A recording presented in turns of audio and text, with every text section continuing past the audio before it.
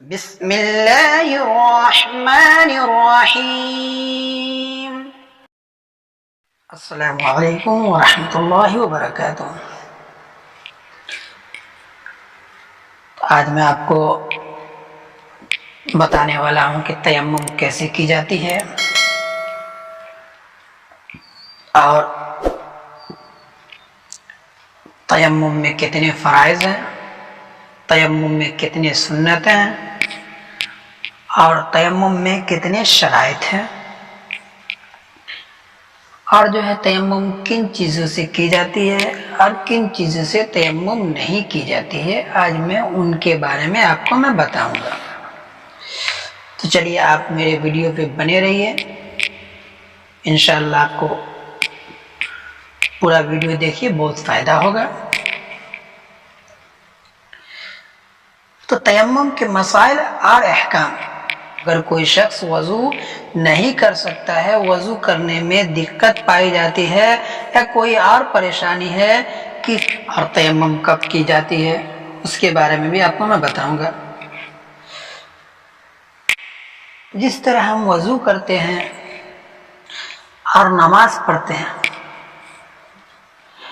تو نماز پڑھنے کے لیے ہم کیا کرتے ہیں؟ وضو کرتے ہیں، تب جا کر کے ہماری نماز ہوتی ہے۔ اسی طرح اگر ہم وضو نہیں کر سکتے ہیں تو ہم تیمم کر لیں گے، اور تیمم کرنے کے بعد ہم نماز پڑھ سکتے ہیں۔ تیمم کرنے کے بعد جو ہے ہم نماز پڑھ سکتے ہیں۔ اسی طرح نماز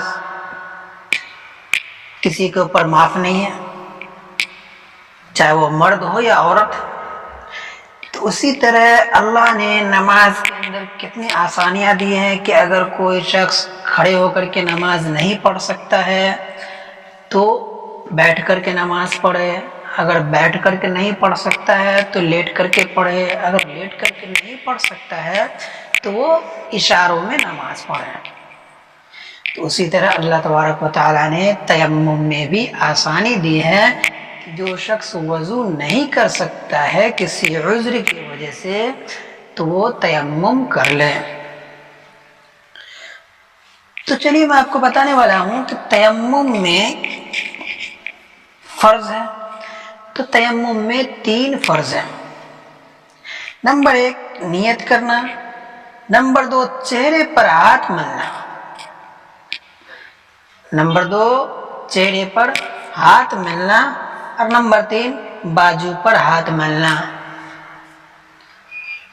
اچھا ایک چیز میں آپ کو بتا دوں کہ وضو اور غسل کے لیے ایک ہی تیمم ہے، کوئی الگ الگ تیمم نہیں ہے، ایک ہی تیمم ہے۔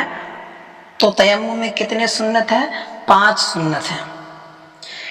نمبر 1 بسم اللہ پڑھنا، نمبر 2 پے در پے تیمم کرنا۔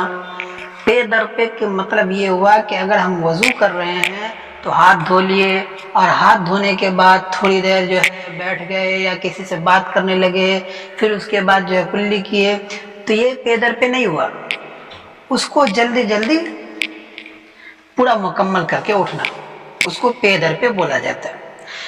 نمبر 3 ترتیب سے وضو کرنا، اسٹیپ بائی اسٹیپ وضو کرنا۔ نمبر 4 مٹی پر جو ہے ہاتھوں کو حرکت دینا، مٹی پر ہاتھوں کو حرکت دینا۔ نمبر 5 انگلیوں کو خلال کرنا۔ تو یہ تو آپ کو تیمم میں 5 سنتیں ہوں گی۔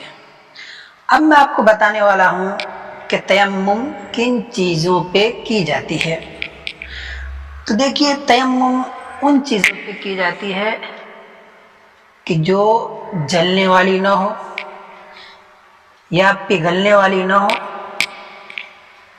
یا زمین کے اندر گاڑ دی جائے تو وہ نہ گلے یا نہ سڑے، ان چیزوں پہ آپ تیمم کر سکتے ہیں جو مٹی کے جنس میں سے ہو، جیسے کہ چونا ہوا، دیوار ہوا، تو یہ جو ہے مٹی کے اندر سے پیدا ہوتی ہو، تو ان پہ ہم تیمم کر سکتے ہیں۔ تیمم ہمارے اوپر کب جائز ہوتا ہے؟ कब हमको तयम्मुम करना चाहिए?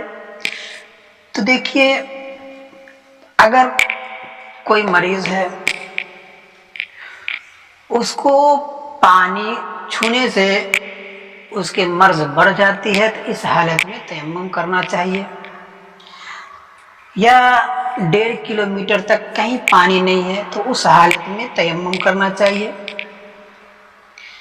या पानी तो है लेकिन कुआं पे रस्सी नहीं है या डोल नहीं है, इन सब हालत में तयम्मुम करना चाहिए। लेकिन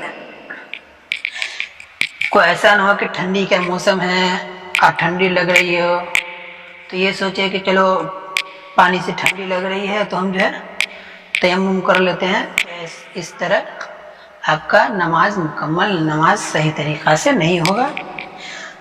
और एक वजह और है तयम्मुम करने का कि अगर जिस नमाज का कज़ा ना हो, उस नमाज आपको छूट जाने का डर हो, तो उस वक्त आप तयम्मुम कर सकते हैं।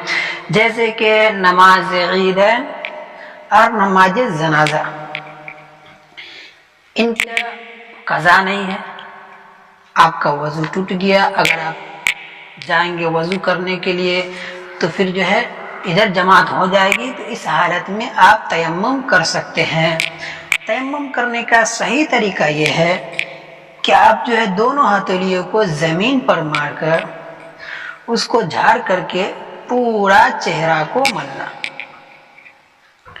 पूरा चेहरा को मलना, और फिर जो है अपने दोनों हथेलियों को ज़मीन पर मार हरकत दे करके उसको हल्का झाड़ करके फिर दोनों हाथ कहियों समीप पर मलना। इस तरह मलना कि एक बाल के बराबर, जिस तरह हम वज़ू करते हैं कि एक बाल के बराबर जगह सूखी नहीं रहती है, उसी तरह यहाँ भी हर एक जगह आपको हाथ फेरना होगा।